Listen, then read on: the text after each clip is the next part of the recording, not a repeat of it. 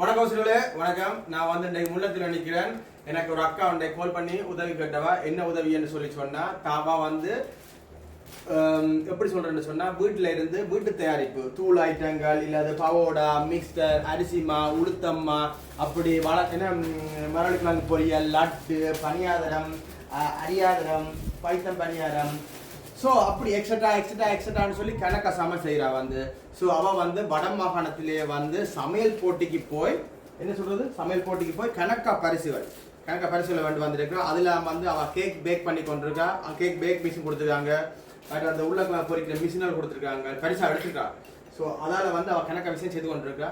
ஐரோப்பாவில் இருக்கிற தமிழாக்கள் எங்களுக்கு வந்து என்ன வேணும், வீட்டு தயாரிப்பான தூள்கள் தேவைப்படும், வீட்டு தயாரிப்பான பலகார பொருட்கள், இல்லை அது சில்லங்களை இருக்கிறார்கள், யாழ்ப்பாணமோ இல்லை கண்டியோ நுவரெலியாவோ இல்லை பவுனியாவோ கிண்ணத்தில் இருக்கிறார்களுக்கு வந்து கேக் ஐட்டங்கள், தூள் ஐட்டங்கள், இங்கே லட் ஐட்டங்கள், இப்படி மிக்சர் ஐட்டங்கள், பைத்தம் பனியாரமோ இல்லை எக்ஸட்ரா என்ன தேவைன்னு சொன்னாலும் இந்த அக்காட்ட வந்து வீட்டு தயாரிப்பு அவன் ஃபேஸ்புக் அக்கௌண்ட் போடுறான். அதில் வந்து நீங்கள் எழுதி கேட்டீங்கன்னு சொன்னால் அந்த அக்காட்ட வந்து உதவி என்ன இதெல்லாம் பெற்றுக்கொள்ளலாம்.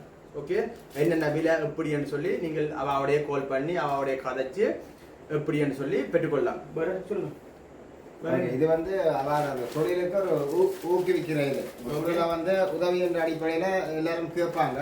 ஆனா இது வந்து உதவி இல்லை, இது வந்து அவங்களுடைய தொழிலுக்கு ஊக்குவிப்புடைய ஒரு ஊக்குவிப்பு. அதாவது புலம்பெயர் இந்த நாட்டில் வசிக்கிற உறவுகள் வந்து நீங்கள் கூடுதலாக வந்து இங்க டூரிஸ்டாக இங்கே வருவீங்க, அம்மா அப்பா பார்க்க வருவீங்க. ஆனால் கூடுதலாக வந்து இங்கே வந்து நம்ம நாட்டு தயாரிப்பான இந்த பலகாரங்கள் வந்து சாப்பிட்றதுக்கு எல்லாருமே ஆசைப்படுவாங்க. ஆனால் அங்கே கிடைக்கிறது அரிது.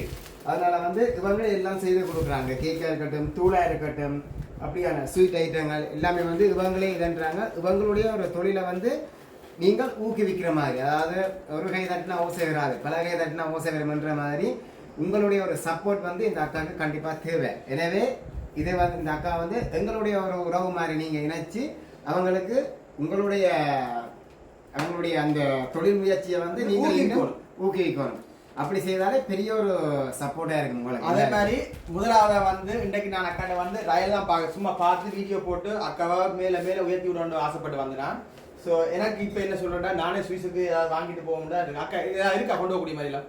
ஸோ எனக்கும் இருக்குது.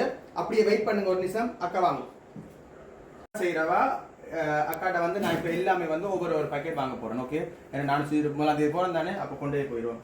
ஓகே, ஏன்னா எல்லாரும் பக்கம் நான் தான் ஃபர்ஸ்ட்டு வந்து வாங்கணும். இதில் இருந்து மரவள்ளிக்கிழங்கு பொரியல் இருந்து இது இந்த மாதிரி இது ஒடியல் அந்த பச்சை ஒடியல் இருக்கு.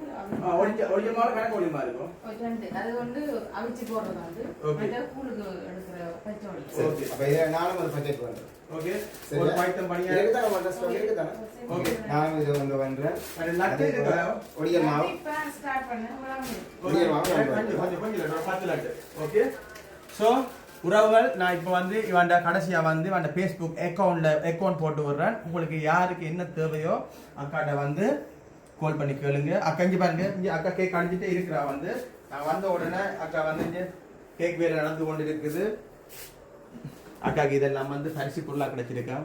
உள்ளுக்கு பெரிய மிஷின் எல்லாம் வச்சுக்காம, என்ன மரவள்ளிக்கிழங்கு பொறிக்கிற மிஷின் எல்லாம் போட்டு போய் கொண்டு வந்துருக்காங்க.